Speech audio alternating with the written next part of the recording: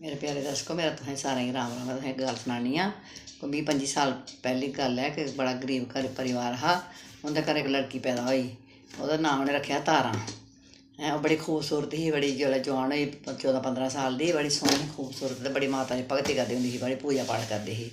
ते फिर ओह्दा नांऽ लोकें तारा रानी रक्खी ओड़ेआ, तारा देवी रक्खी ओड़ेआ। इक कोई जालम ओह्दा मगर पेई गेआ, आखन लगा में ब्याह् करना ते एह्दे कन्नै गै करना। उं'दे घर आह्लें आखन मेरा एह्दे कन्नै ब्याह् करी ओड़ो। आखन नेईं, एह् निक्की ऐ, बच्ची ऐ, कन्नै एह् माता दी पूजा पाठ करदी, असें एह्दा ब्याह् नेईं करना ऐ। ऐसा दुश्मन मगर पेआ। उ'नें मगर पेई इक दिन ऐसा आया, उस कुड़ी गी पकड़ियै ते लेई गेआ। कुड़ी जिसलै लेइयै पकड़ियै उ'न्नै कुड़ी दे हत्थ पैर बन्नी बुन्नियै ते उसी ओह्दे मूंहा च मिट्टी भरी, कन्नें बिच्च अक्खियें बिच्च मिट्टी सुट्टी ते मूंह बिच्च मिट्टी पाई पुइयै ते उसी मारी मुरियै सुट्टी बैठा। ते लोकें दिक्खेआ, ग्रांऽ दे लोकें कट्ठे होए, दिक्खेआ जिसलै ते उसी बचैरी मरी दी ओह्दी लाश लब्भी।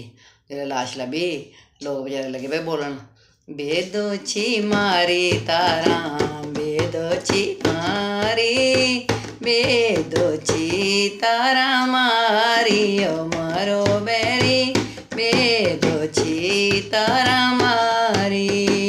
दुद्ध मलाइयां नाल तारां जे पाली, मिट्टियां देई देई पारी, ओ मारो बैरी, मिट्टियां देई देई मारी।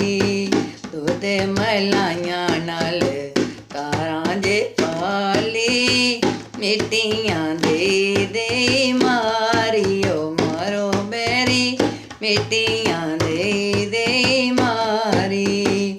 इन्हां सहेलियां नाल तारां जे खेली, छम छम रोन तारां सहेलियां, ओ मारो बैरी, छम छम रोन तारां सहेलियां।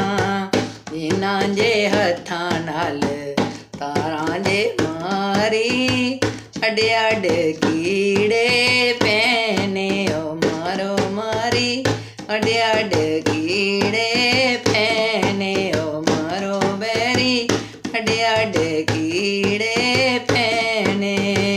अंदरे दी रानिए, बेड़े दी रानिए, बेड़ा जे हो गया दराना, ओ मारो बैरी, बेड़ा जे हो गया दराना। जिन्हां दे मापियां दी बेटी तुम्हारी, उन्हां ने बदले लैने, ओ मारो बैरी, उन्हां ने बदले लैने। बेदोची मारी तारा, बेदोची मारी, बेदोची तारा मारी, ओ